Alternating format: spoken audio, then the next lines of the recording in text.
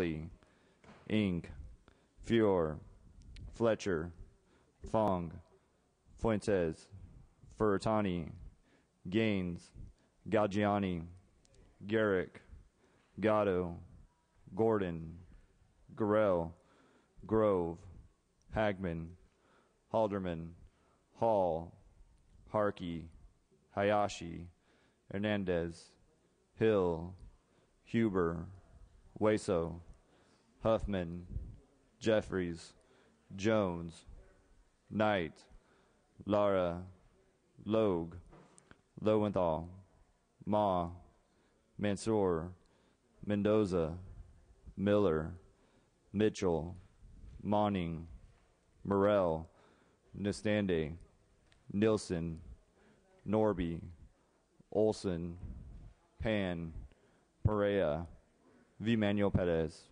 Portantino, Silva, Skinner, Smythe, Solorio, Swanson, Torres, Valadeo, Wagner, Wykowski, Williams, Yamada, Mr. Speaker.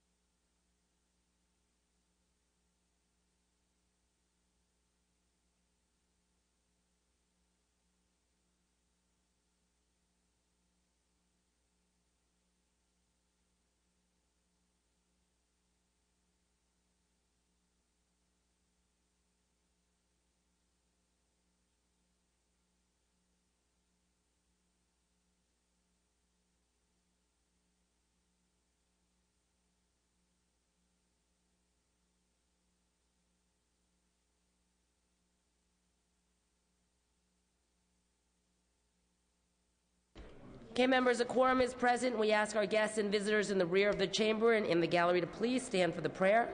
We ask our Assembly Chaplain, Father Constantine Papadimos, to offer the day's prayer. Good morning. Let us pray.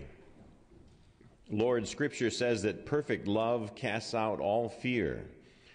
When we receive your perfect love, we will have confidence about the future because we know that your plans are for our good. Lord, you have equipped us with a spirit of power, love, and a sound mind. Fill us with your confidence and assurance to embrace everything you intend for us. Amen. We ask our guests and visitors to remain standing and join us for the flag salute. Please join Assemblymember Silva as he leads us in the pledge. Mr. Silva.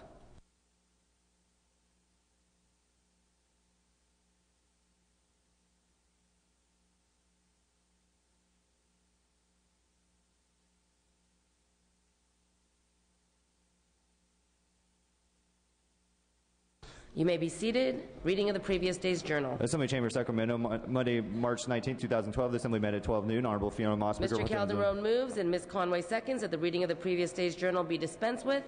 Presentations of petitions, there are none. Introduction and reference of bills will be deferred.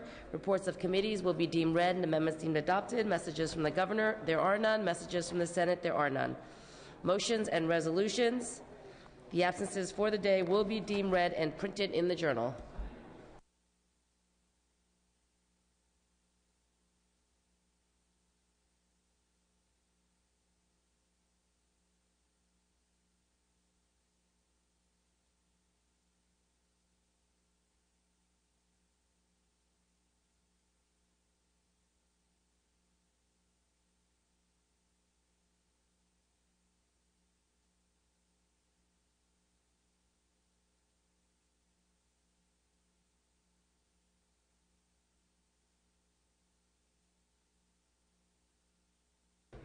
Mr. Calderon.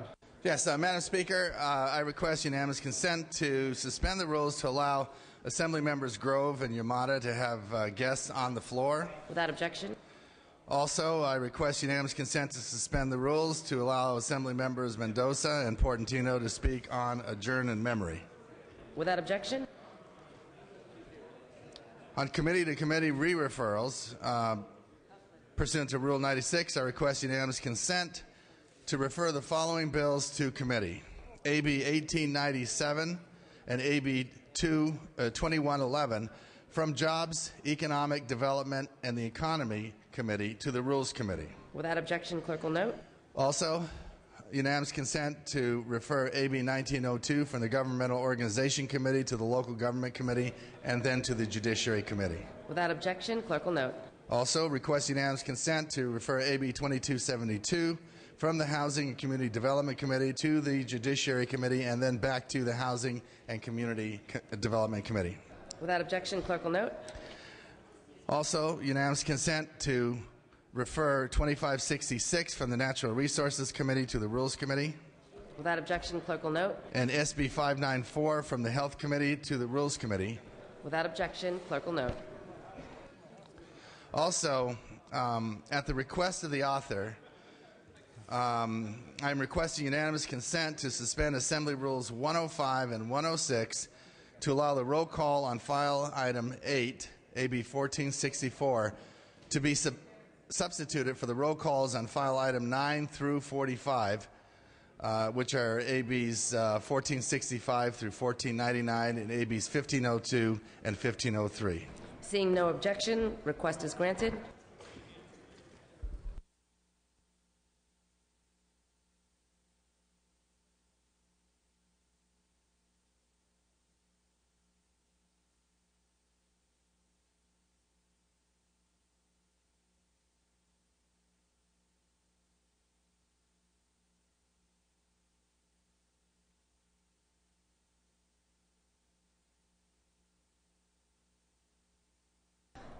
Okay, we've got some guests here today. Ms. Grove, your guests. Thank you, Madam Speaker. Members and guests of the Assembly, it's my privilege to introduce the Right Honorable Christopher Walter Monckton, 3rd Viscount Monckton of Brinchley. Lord Monckton is visiting California from England and participated yesterday in a hearing here at the Capitol on the issue of climate change and how California's carbon trading system compares to others around the world.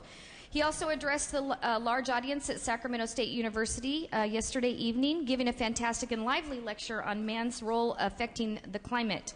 Lord Monckton is a businessman, a newspaper editor, Cambridge-trained classical architect, and a public orator.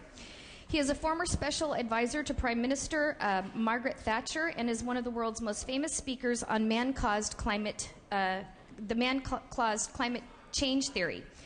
He has organized and led various international climate conferences, having discussed the subject with the President of the Czech Republic, twice spoken before representatives of the Chinese government, and has testified 4 times before the United States Congress. Most recently, Lord Monckton delivered the opening keynote speech at the first climate conference to be held at the official level in Colombia, and also gave talks in the United Kingdom, Ireland, and Sicily. He also gave a lecture on climate economics at the Prague School of Economics and participated in the United Nations Climate Conference in Durban, South Africa. Colleagues, please join me in welcoming Lord Christopher Monckton to the Assembly floor.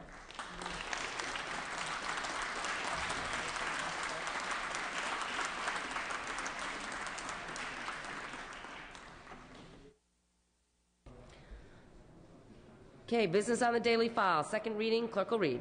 Assembly Bill 1683 with amendments, 1720 with amendments, and Assembly Bill 1634 with amendments. All bills will be deemed read and amendments deemed adopted.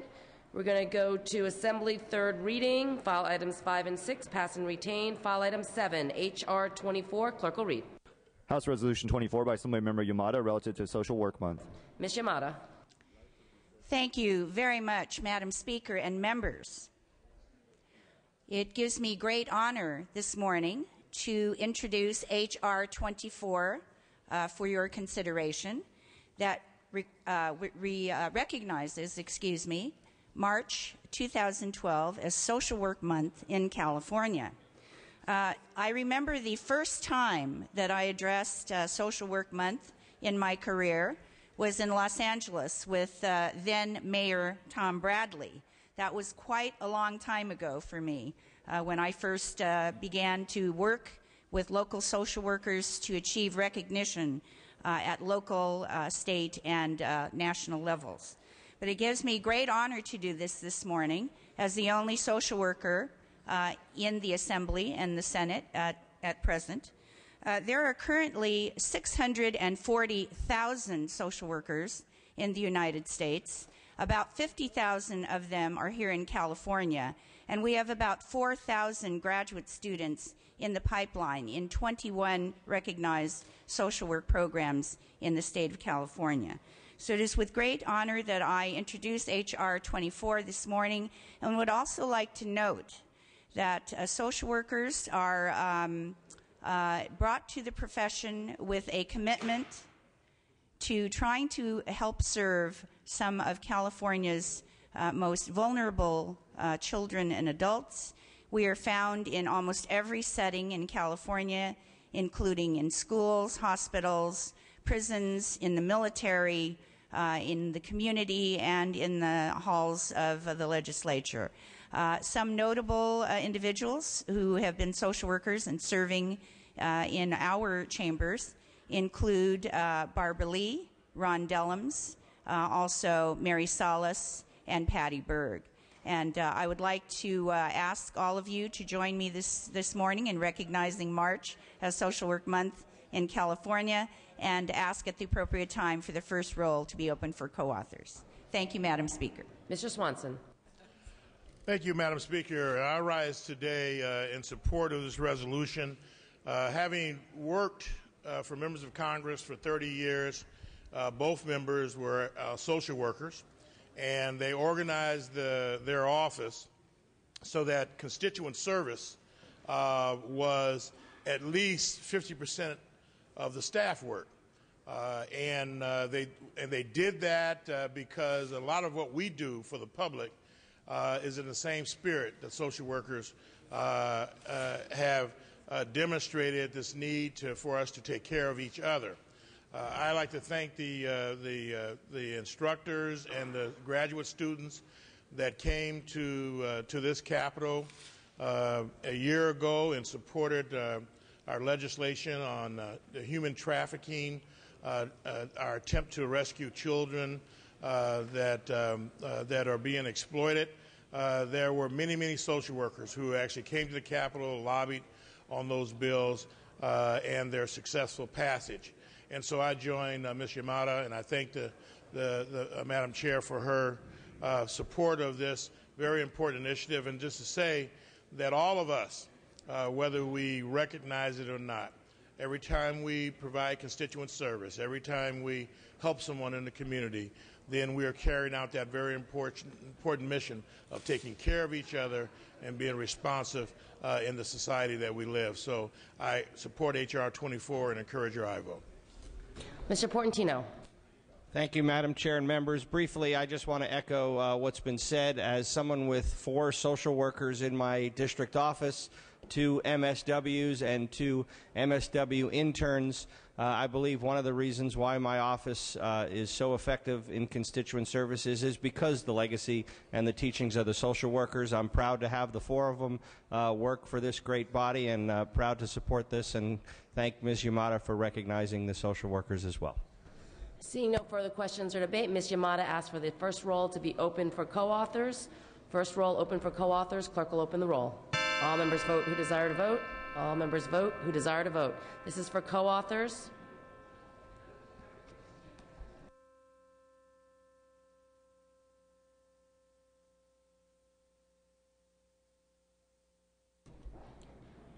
Clerk will close the roll, tally the votes. There are 61 co-authors. We can take a voice vote on this item. All those in favor say aye. All those opposed say nay. The ayes have it. The measure is adopted. And Ms. Yamada, you have some guests relative to your HR. Ms. Yamada. Yes, I do. Thank you, Madam Speaker and members. I would like to turn your attention to the rear of the chambers. I do have several groups of guests here this morning in recognition of March of Social Work Month 2012.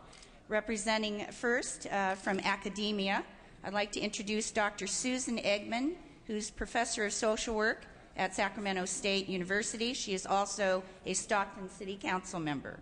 Also, well, please give her a hand. Thank you. Also in the academic group, Dr. Robin Kennedy, who's Director of the Division of Social Work at Sacramento State University.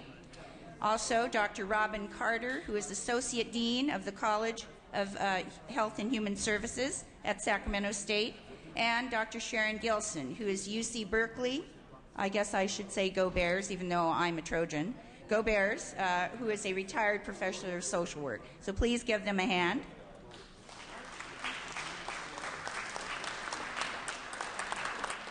I also have a group of practitioners. I have the state president of the California chapter of the National Association of Social Workers, President Mary Kay Oliveri. I have Vice President of Legislative and Political Affairs, Patrick Mace, and his daughter, Gabriella Mace, who's 13. And finally, leading up to the future of social work in California, are 3 students, Laura Ayala and Jaime Zahner of Sacramento State, and Aaron Truex, who has a final at 12:30 at Pacific Union College in Angwin, which is in Napa County. And finally, I would like to introduce a staff member, the Executive Director of the California Association, National Association of Social Workers California Chapter, Mr. Janley Wong. Thank you very much.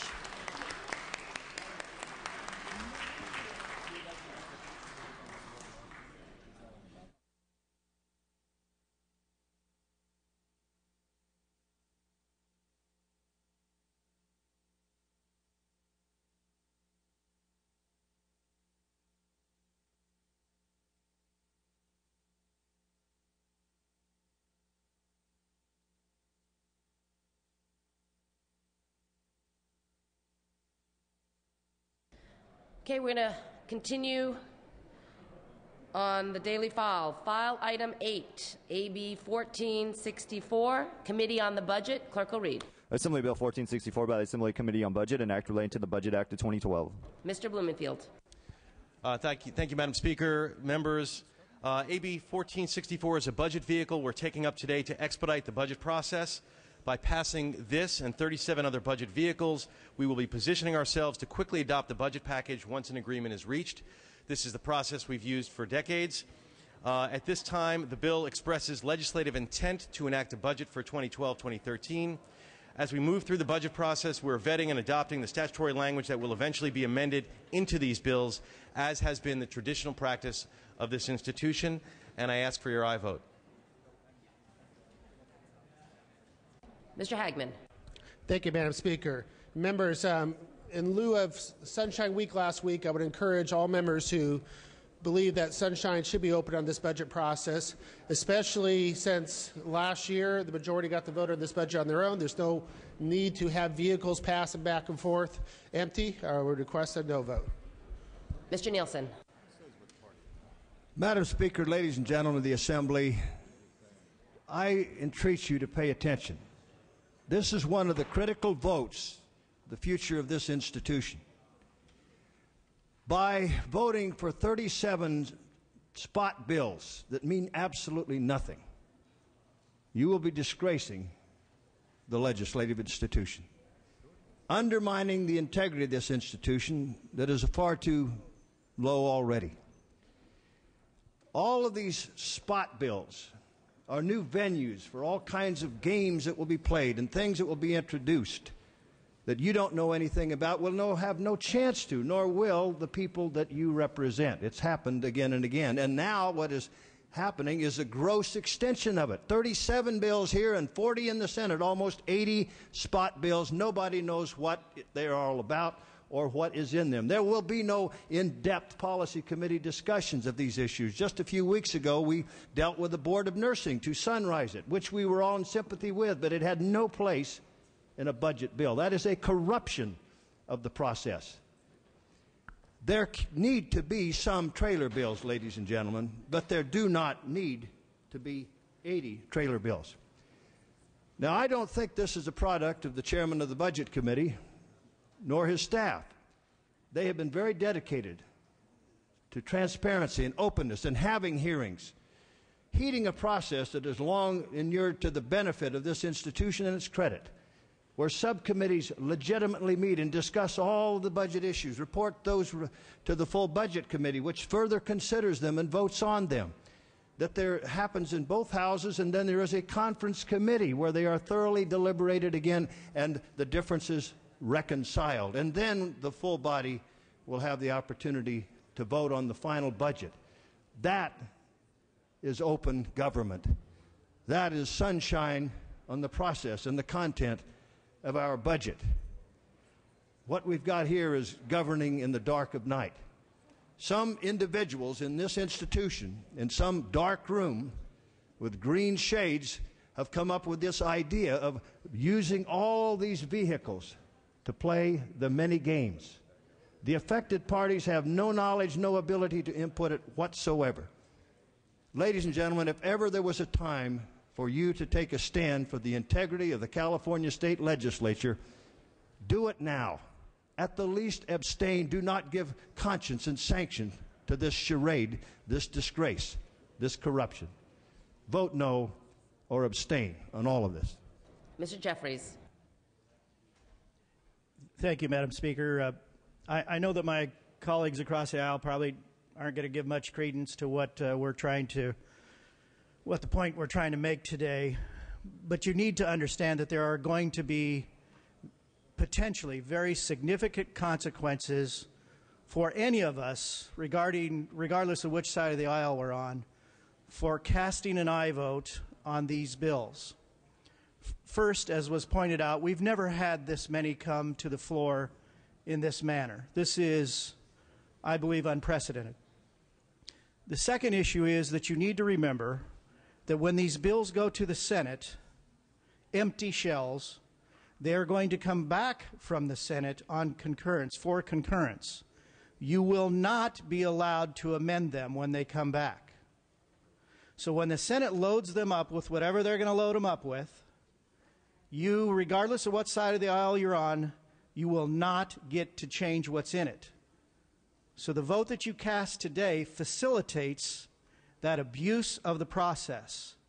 The vote that you cast today will help circumvent what is supposed to be a budget conference committee process that is done in the public, in the open, and debated in that manner and put into bills sent to this floor. We are circumventing the process by allowing whoever it is that designed this today to come to the floor. And it shouldn't matter what political party you're in, you should stand up for the rights of your position, your office, and say, I'm not going to condone this. This is a violation of every principle that we as legislators have as rights to participate and debate a real budget bill. Do not support this. Dr. Halderman? Thank you, Madam Speaker. Question of the author. Without objection. Sir, is it true that if we pass these over to the Senate and the Senate makes a decision to make drastic cuts at the level of the delivery of services or on whatever subject they are, whether it's education or social welfare, is it true that once those bills come back here and we see them for the first time, we can't amend them on this floor? We have a budget process where we have subcommittee hearings, 60 different subcommittee hearings leading up to the May revise. A big part of this job is just showing up. And one of the problems we have when you talk about the process and sunshine is that a lot of folks in the minority party don't even take the time to show up to the subcommittee hearings. And you want to actually be part of the process and have sunshine in the process, you show up to the subcommittee hearings and you participate in it. Madam Speaker? Question, when you ask the question about is it true, we have a process, and that process is the subcommittee process. So I entreat all of you to come to the subcommittees, whether you're on that subcommittee or not, because that is where these decisions get made. This is a technical matter between sending over our bills and the Senate bills, but the reality is this is a process that's gone on for longer since any of us here have been here. Maybe Mr. Nielsen in his previous career, I don't know about that, but in last decades, this has been the way that it's been done. I'm going to take that answer as a yes. It's true that once these bills come back to the Assembly floor, there will be no additional opportunity for amendment. Correct? That is not my answer. My answer is that there's no back and forth on the floor. Ms. Halderman, if you'd like to finish sure. with your 3 minutes. I'm concerned that my constituents will not have the opportunity to weigh in once the Senate makes its decision. No offense to the Senate, but I think this body is perfectly capable of looking at budget bills and deciding whether or not they should be amended. I don't want that taken away from my constituents. I'm surprised if anyone here would want that taken away from yours. I strongly urge an abstention or a no vote on this bill. Mr. Calderon.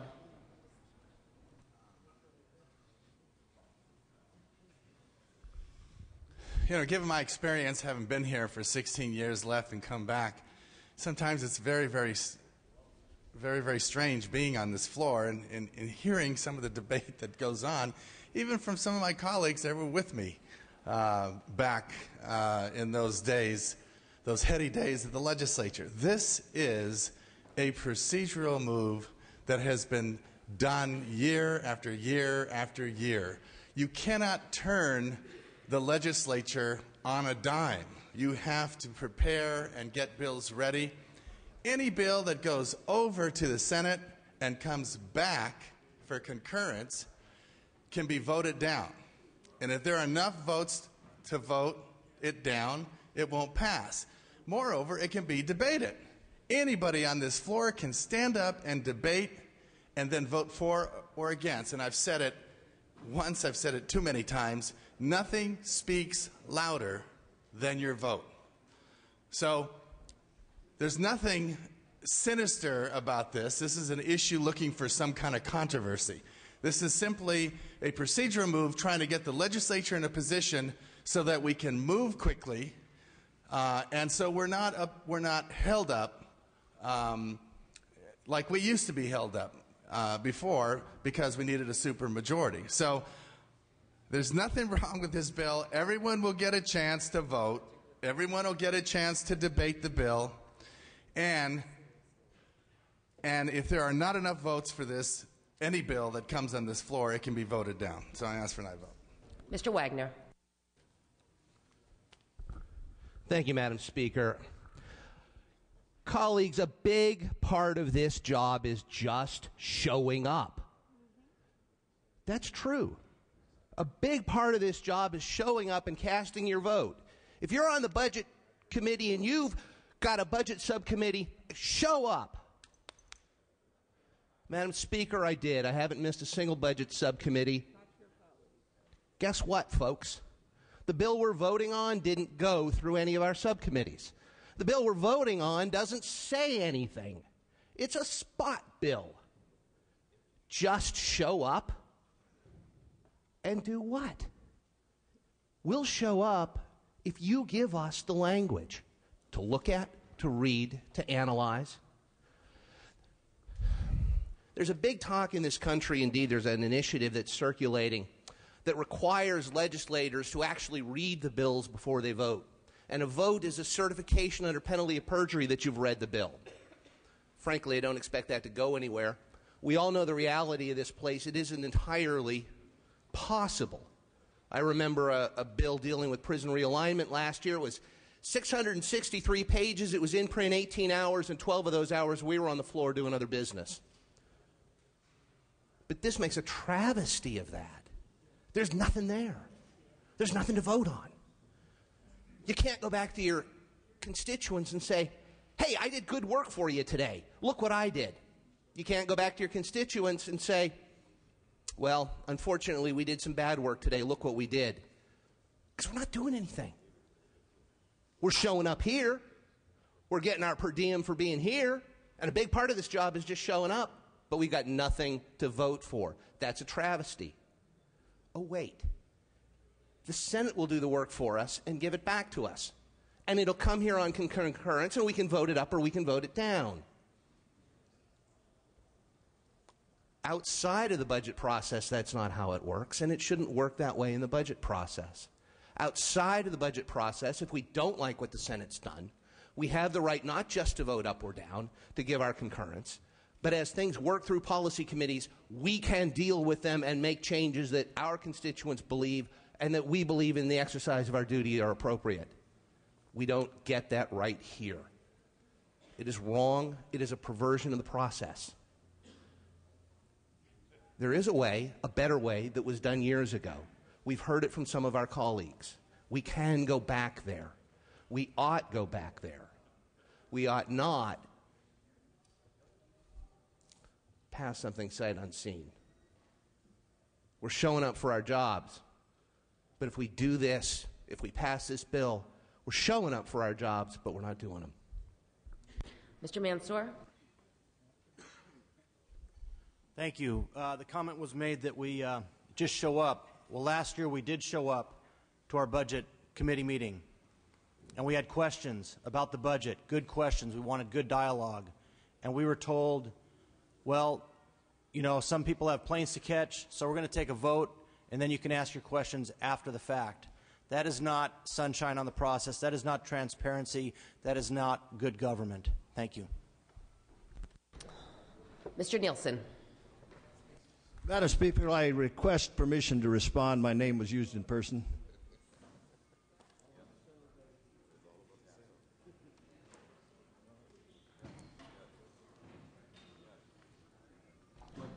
Without objection, Mr. Nielsen, you may continue. Yeah. To the extent that you were referred to by name. Yes, and this is in a kind-hearted way, okay? The chairman spoke of individuals attending the budget subcommittees. That point is well taken.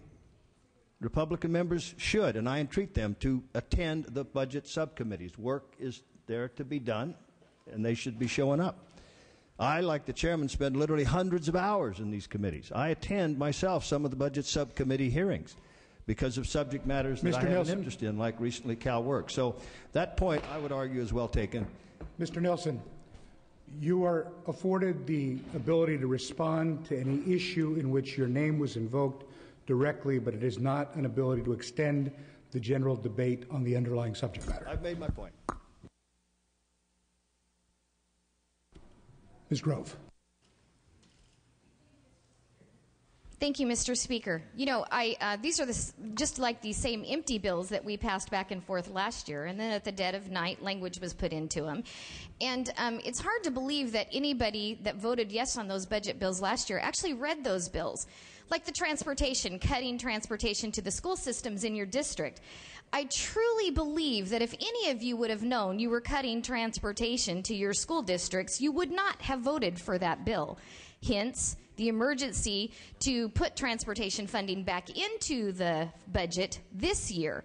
So I really think that sending empty language back and forth to the Senate without really knowing what you're voting on, and then to celebrate Sunshine Week last week and say that we're here to let the public review everything, not having anything in writing.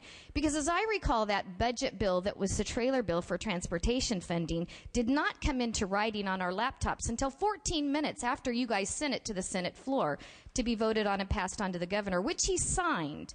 So I think dealing with crisis situations like that without really knowing what you're voting on is a travesty, and that you should all take a stand and not vote on these empty bills that go back and forth. I hear the author say that it's a process, It's been instituted for many years in this institution. Well, for many years in this institution, California has had a perpetual, devastating, destructive debt process.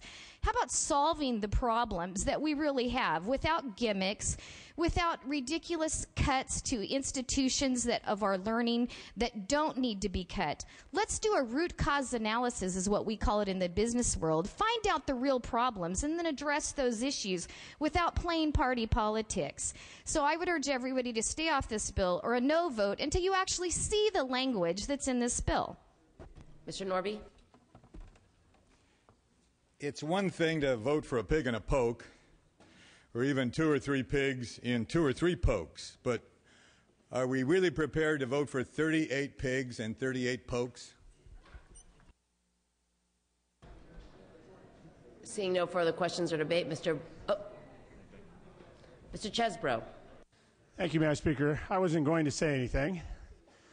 However, I would like to point out that one of the speakers who spoke on the floor a few moments ago is a member of the Budget Subcommittee on Health and Human Services, which spent 2.5 hours going through the details of the Health and Human Services budget yesterday, and that member was not present for any of that hearing. Mr. Jones? Thank you, Madam Speaker. I've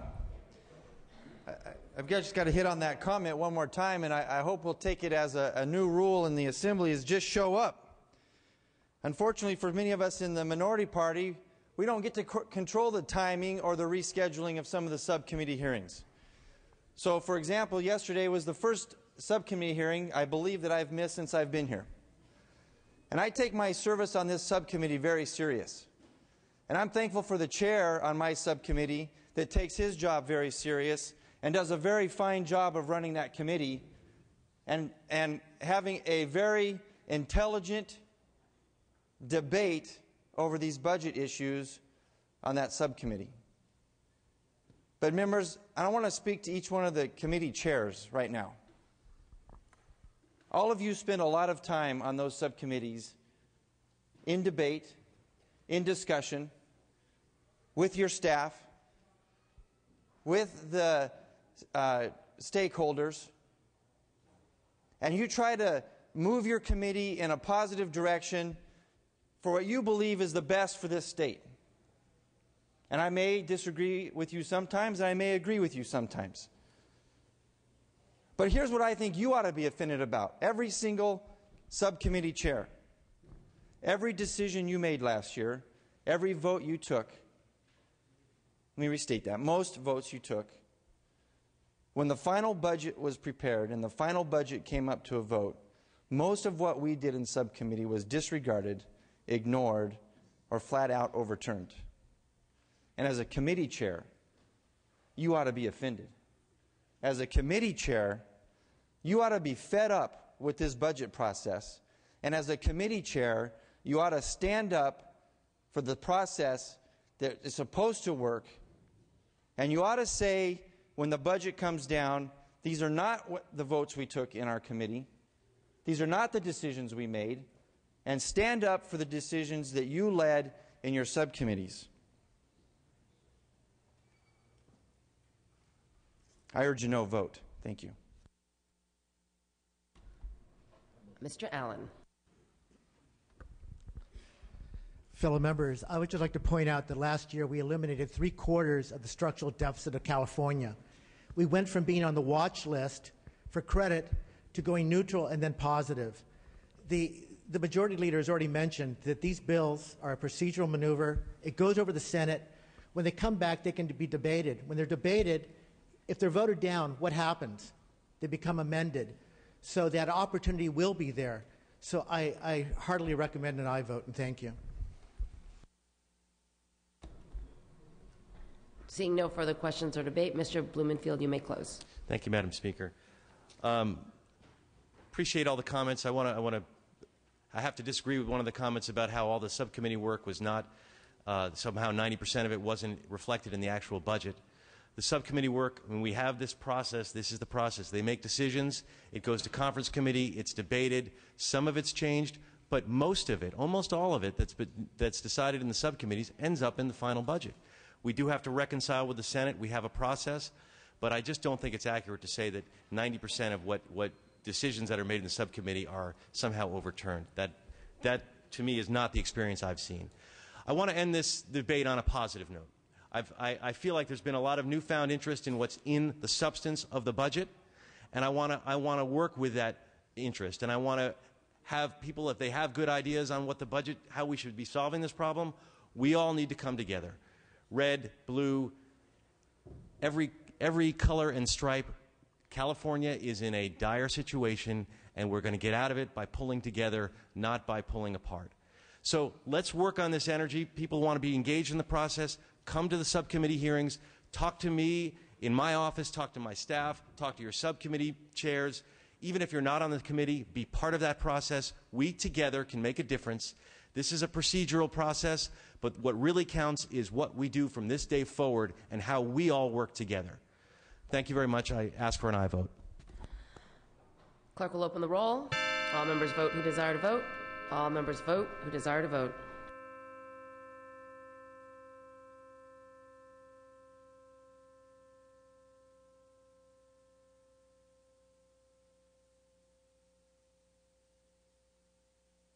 Clerk will close the roll, tally the votes. Ayes 47, noes 23.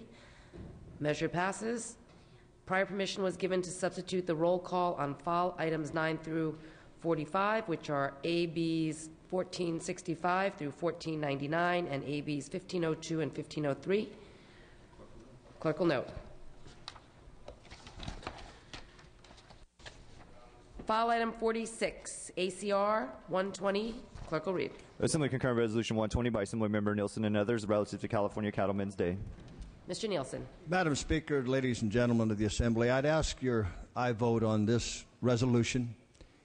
The cattlemen of California, we would acknowledge, but for one single day, not a month, not a year, but one single day. They are historic pioneers in California, going back to some discussion the other day about the vaqueros driving the cattle that came in with the missions, and the early settlers of this state. Our cattle industry helped make California great, even before the gold rush, and rich. These are hard-working individuals, ladies and gentlemen. Being one of them, I've spent those hours out on the range and in the fields and in the barns. It is a noble profession, a noble calling, and it does put food on our table. Please acknowledge the cattle industry of California with an aye vote.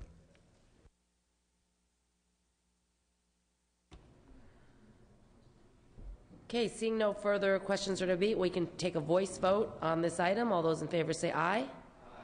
All those opposed say nay. The ayes have it. The measure is adopted.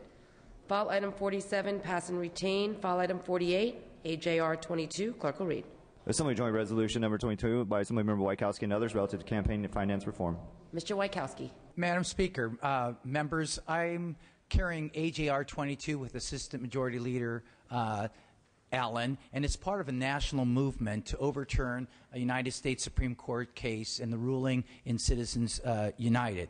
This is a controversial decision that set up a firestorm throughout the United States. Last year I was listening to the Commonwealth Club recording, and they had Senator Feingold on, and he made a comment about there are so few Supreme Court cases that the general public knows about. We know about Roe v. Wade, we know about Brown versus the Board of Education, but the people that we represent, they don't know many Supreme Court cases. They know Citizens United, and they know it's bad.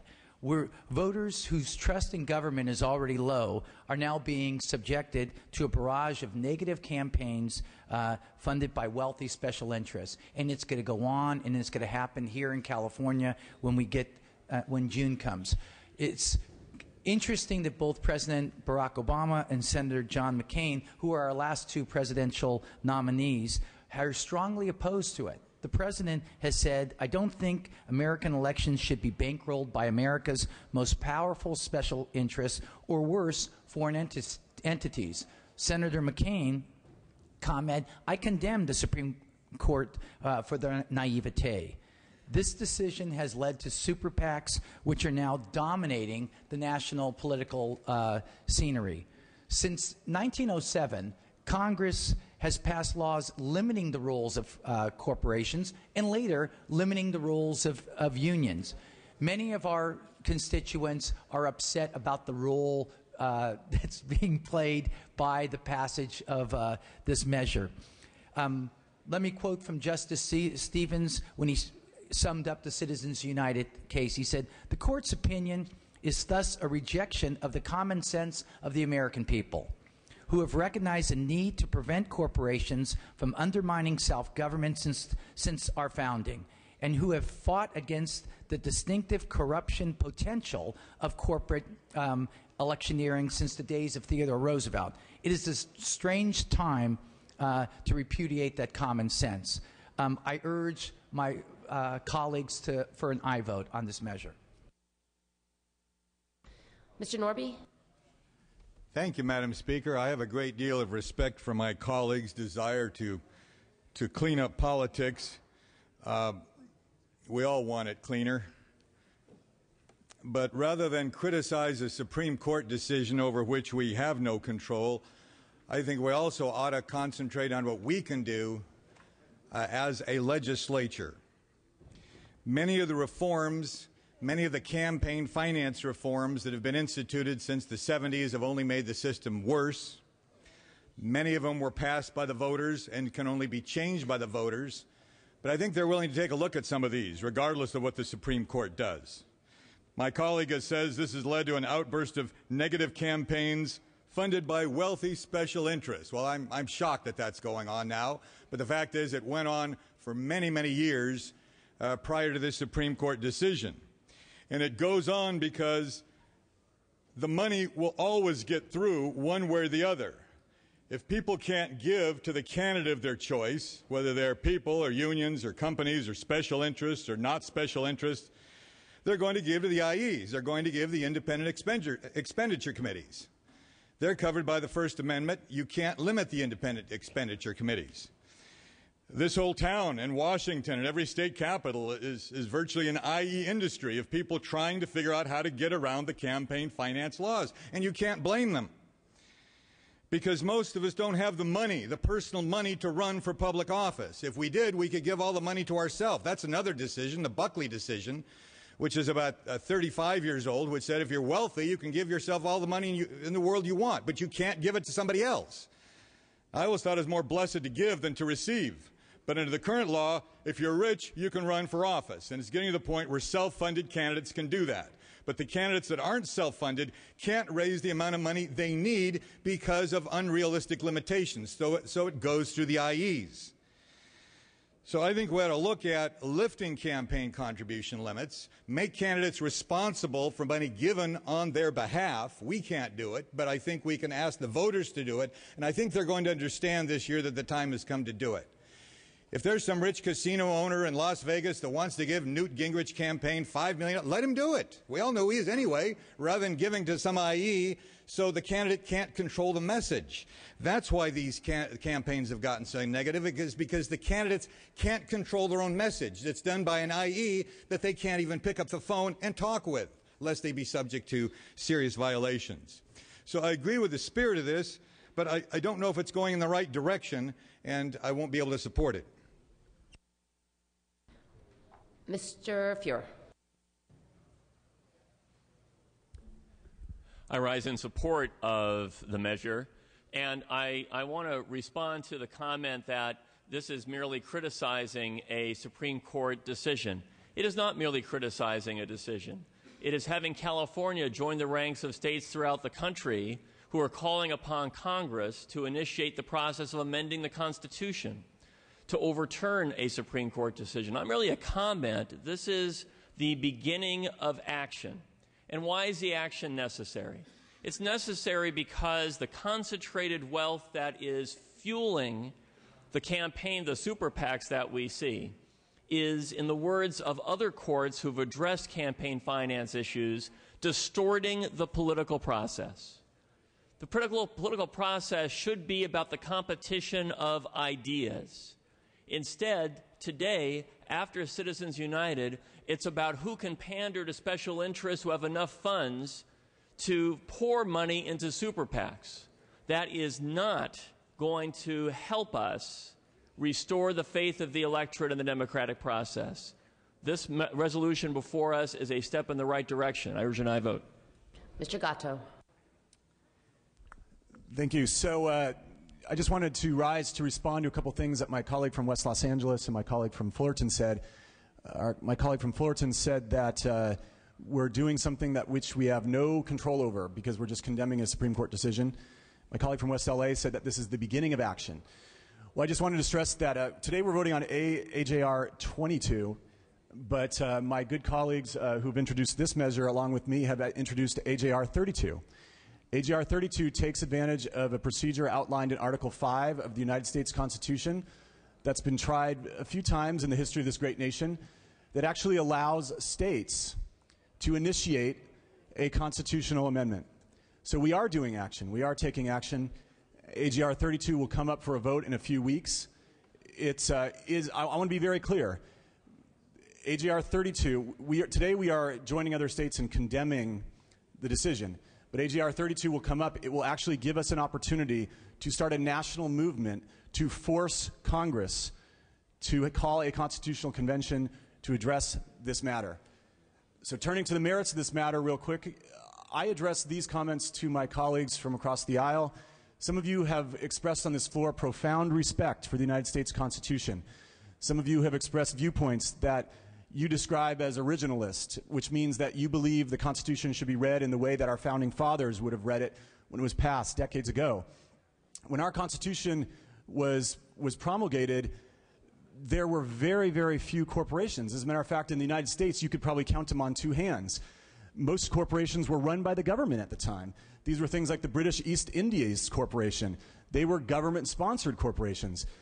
And the notion that these entities would have the same free speech rights as an individual would have been taken as patently absurd, folks. Patently absurd. That's like saying that, I mean, if the wealthy have greater free speech rights than you and I, well then, that's like saying that the greater religious rights should go to the guy with a bigger Bible. It just doesn't make sense. So I ask for an aye vote. Mr. Allen.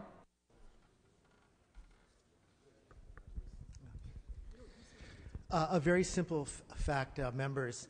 Since the beginning of 2012,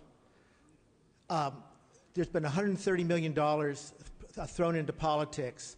Over 50% of that money came from 100 individuals. You heard me right, 100 people. So when the framers of our Constitution put together our government, they thought of democracy. They thought about a republic form of government. They did not contemplate a plutocracy, where basically it was governance by the rich, by the wealthy. This measure starts a process to return the government to the people and for the people. So I urge an aye vote, and thank you. Mr. Jeffries. Thank you, Madam Speaker. I am not going to stand here and defend corporations. I'm not going to stand here and defend unions. I'm not going to stand here and defend super PACs. But I am going to stand here and defend the right of anyone who is regulated by government. I'm going to defend their right to have free speech.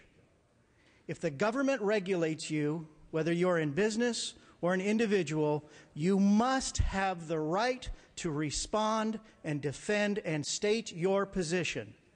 We may not like it, and frankly, I don't. I agree with the previous speaker that all contributions should go to candidates, but we don't enjoy that today in the United States.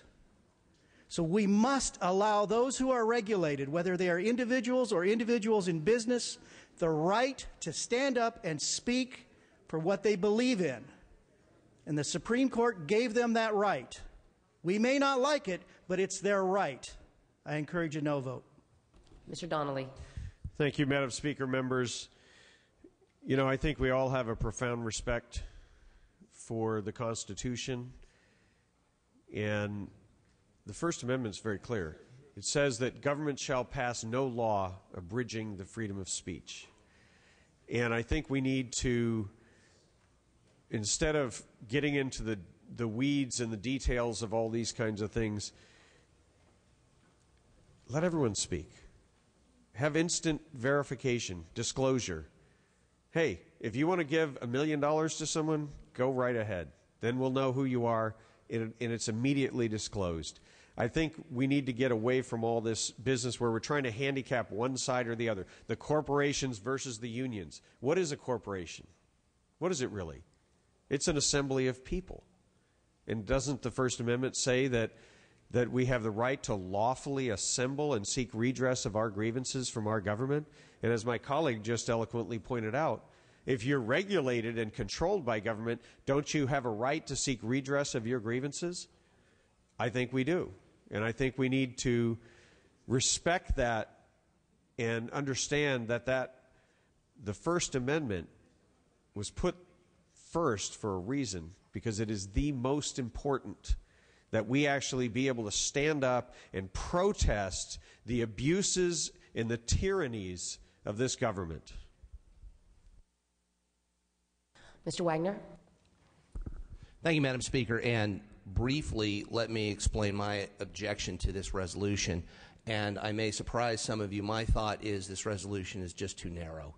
It takes a swing at one Supreme Court case, but that was a case, unfortunately, not written, as we say in the law, on a blank slate. That was written after many, many years of debate and sometimes contradictory changes to the election law and cases trying to reconcile those contradictory changes. Some of us would say it started with the unwieldy case of Buckley versus Vallejo in the 70s, and we saw McCain-Feingold in the case interpreting that, the McConnell case, and now we see Citizens United. The court wasn't writing on a blank slate, and neither are we. If we have a problem, as has, and we do, as has been expressed by the author of this resolution and by some of my colleagues on my side of the aisle, if we have a problem with campaign finance laws sort of going off the rails, we ought to address that, ought to address it in total rather than put our finger on the scale, on one side of the scale, which is what, unfortunately, this resolution ends up doing. And there is a roadmap to go back to. And it is something given to us by the founders. It is true, there were very many fewer corporations in the days when the Constitution was written, but they did exist. And the framers chose not to single them out and say they have no rights or they have lesser rights for the reason that my good colleague Mr. Jeffries expressed. If you're regulated by government, you have the right to address government, seek redress of your grievances, affect your government. That's the roadmap to go back to, and it's expressed very eloquently in the First Amendment. We've heard it mentioned. The First Amendment, of course, deals with freedom of speech. It was mentioned it deals with freedom of religion, but it also deals, every bit as importantly, every bit as explicitly, with freedom of association, and freedom, the free right to address your government for redress of your grievances. That's what Citizens United is standing up for, imperfectly, in a very broken and littered field. Let's go back and fix the whole field rather than address just this one case. I urge a no vote for that reason. Seeing no further questions or debate, Mr. Wojciechowski, you may close. Thank you, Madam Speaker, and I look forward to working in a bipartisan way for broad campaign reform here in the state of California. What was shocking to legal scholars and to people throughout the United States was over 200 years of precedent in what the Supreme Court of the United States and all Supreme Courts is the about face that was taken in this decision from rather than narrowly construing the decision to just, in this instance, talk about a pay-per-view show with Hillary Clinton to asking for additional information and exploding this controversy about money is now speech and corporations are now people. And that has hit a nerve with Californians. I have received over 10,000 postcards of normal citizens supporting this resolution because they know intuitively that this is not true. Whatever the founding fathers were thinking about, we have a responsibility. We have a chance today to send a message that the Assembly of the State of California is concerned about this runaway judicial decision, and I urge an aye vote. Thank you. Clerk will open the roll. All members vote who desire to vote. All members vote who desire to vote.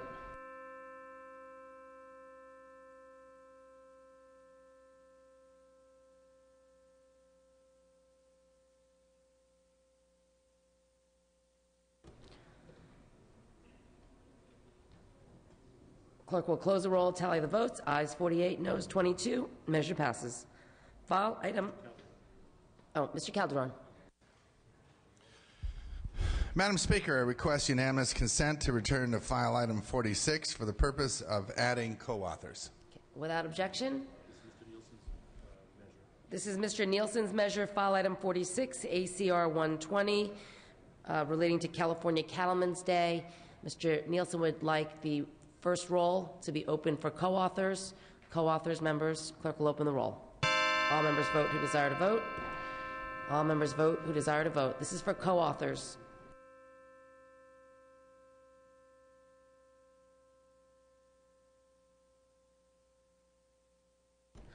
Clerk will close the roll, tally the votes. There are 67 co-authors. We've already adopted this measure, so we'll move on to the next file item 49, AB 1643. Clerk will read. Assembly Bill 1643 by Assemblymember Dickinson, an act relating to public officers. Mr. Dickinson. Thank you, Madam Speaker. Under current law, publicly employed non-sworn sheriff and police security personnel here in Sacramento County are permitted to provide security services only at county or municipally owned or operated critical facilities, such as Sacramento International Airport. This bill would allow the Sacramento County Sheriff and the City of Sacramento Police Department expanded authority to contract with non-municipally owned private and public facilities to provide security services if those facilities are deemed of a national critical structure, characters, if they support national defense, or house material that, if compromised, could pose a danger to county residents. Two examples here in Sacramento County would be Folsom Dam or the former Rancho Seco nuclear reactor, which continues to house spent nuclear fuel rods. The cost of hiring sheriff and police security officers under this legislation would be paid entirely by the facility owner.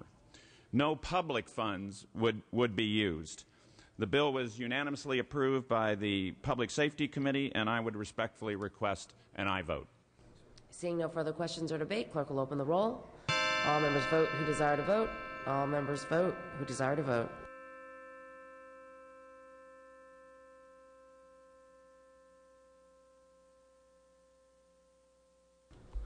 Clerk will close the roll, tally the votes. Ayes 66, noes 3, measure passes.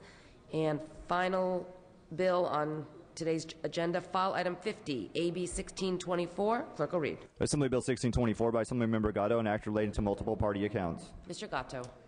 Thank you. Ladies and gentlemen of the Assembly, a few years ago there was an appellate court decision in California that issued a kind of weird holding. This court decision said that in the case of senior citizens, when they put the name of someone else on the account, or in the case of people who are cohabiting and they put the name of someone else on the account, that the funds belong to the first person who races to the bank and cleans out the account. It was a really weird holding. It basically gave a license to people who would do these abusive acts to bleed senior citizens dry and to take all that money away. This bill fixes that. It abrogates the Lee versus Young holding. It stands for the premise that courts may look at who deposited the money into the account and may distribute it in the interest of justice, especially if someone cleans out the account. I respectfully ask for your aye vote. Mr. Wagner. Briefly, and thank you, Madam Speaker. I've been rising a lot today and urging no votes. Let me end on a high note and urge bipartisan support. This is a very good bill. We saw it in Judish the other day. It helps protect among the most vulnerable among us. I urge an aye vote. Seeing no further questions or debate, clerk will open the roll. All members vote who desire to vote. All members vote who desire to vote.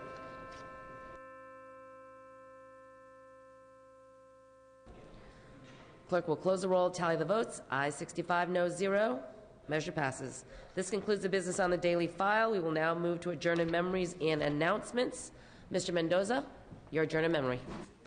Thank you, Madam Speaker. Members, here to adjourn in memory of Diana Muñatones. Diana grew up in Texas and New Mexico and later moved to California, where she graduated from Henry Park High School in 1963. She had an impressive educational career, beginning at East LA College, where she studied journalism. She went on to get her bachelor's and master's degree from Cal State LA. In the 1990s, she earned an adult education credential in addition to a community college credential. Diana worked for Los Angeles Unified School District for over 10 years. She was the official spokesperson for the district and was responsible for many impressive firsts in the district. I worked with Diana Muñatones many years during her tenure at LAUSD, and she became a very good friend. You may have known Diana through her work in journalism with KCBS, KNBC, and also KLCS Channel 58. She also did communications and translations work through her own company, Milagro Translations. Diana made tremendous contributions to the community she served. She has been an amazing friend and inspired so many in the education field. She would be greatly missed. Again, we adjourn in memory of my good friend Diana Muñatones. Thank you. Mr. Portantino. Thank you, Madam Speaker and members. Today I ask the State Assembly to adjourn in memory of Irene Portillo.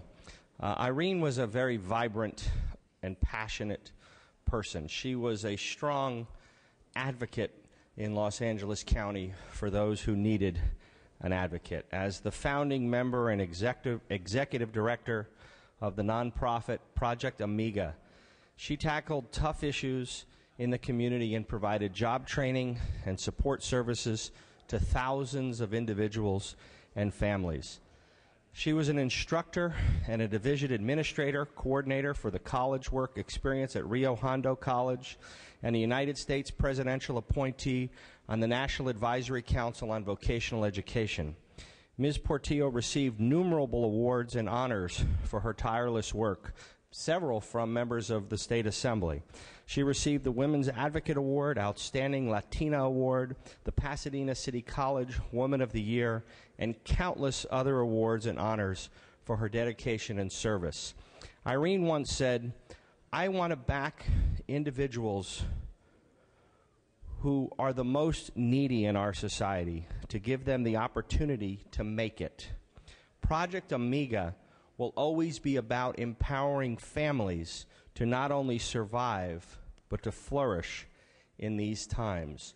Irene Portillo leaves behind a legacy of extraordinary public service, a legacy that will live on in the people she helped through her vision. Her daughter, Desiree, who's a very close friend of mine, will carry on this tradition with her family and her extended family. This was a vibrant, passionate woman who made a difference, who was taken from us far too early and with far much more to do. And I respectfully ask this body to adjourn in her memory. Mr. Cedillo. I also join my colleague. I personally knew Irene. Today, when we go back to Los Angeles, many of us will get off the plane, spend some hours in our office, and then undoubtedly we'll race around to about half a dozen events in downtown and the west side of Los Angeles. That's a routine for us as legislators from Sacramento. Part of that crowd of people would have been Irene Portillo. She was everywhere, every week. You never went any place without running into her. And if you missed her by chance, you get a poke in the back and say, "Hey, Gil, have you seen my brother?" I knew Irene because I grew up in Boyle Heights in the 60s and 70s. Very vibrant community, very family-based. Low income, I learned after I left Boyle Heights. I didn't realize that as I grew up. But it was a community of people during that time period who had great optimism and a great sense of community and a desire to give back to the community. Those of us who were fortunate to go on to higher education were instilled with an ethic that it was our duty and obligation to give back to the community. And that ethic was personified and embodied in Irene. She has two brothers that I knew, Arturo, Art, and Mario. Mario is a great quarterback of Roosevelt's greatest football team, one of the greatest teams in America in 1970, perhaps one of the best teams in the entire nation. It had a City Player of the Year. It had a high school All-American.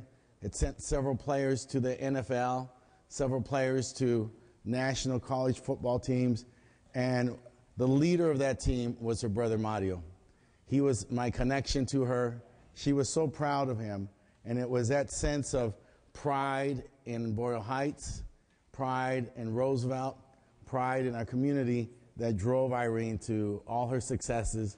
But her greatest success was the love of her family and the love of service. She was truly a great American, a great family person, and a great, great human being. She will be sadly missed. Her loss was too sudden for us to be prepared. Frankly, I will tell you, I read the obituary and was wondering who were they talking about, because there was no indication that she was ill. It was sudden, it was shocking, and now she's no longer with us. And her physical presence will always be in our hearts. I thank you. Mr. Eng. Yes, very briefly wish to associate myself with the comments of my colleagues. Irene Portillo was a very close friend of mine. Project Amigo was in the 49th Assembly District and had great influence. We also honored her for Latino Heritage Month. In conclusion, I just want to say that Irene was a person that made Si Se Puede possible for many people in Southern California. Respectfully request that we adjourn in her memory. Members, please bring the names to the desk to be printed in the journal. There will be an Appropriations Committee meeting upon adjournment of session in the Rules Committee room to hear one bill, AB 1585. Appropriations Committee will meet upon adjournment of session in the Rules Committee room. The session schedule is as follows. Friday, March 23rd, no session, no check-in. Monday, March 26th is Women of the Year ceremony here on the floor. Members must be on time at 11:30 a.m. Monday, March 26th, members must be on time at 11:30 a.m. for Women of the Year. Tuesday, March 27th, check-in session. Wednesday, March 28th, check-in session. Thursday, March 29th, Thursday, March 29th, floor session at 9 a.m. All other items remaining will be passed and retained. All motions shall be continued. I'm ready to entertain a motion to adjourn. Mr. Calderon moves and Mr. Hagman seconds. This House stands adjourned until Monday, March 26th at 11 a.m. Quorum clause lifted.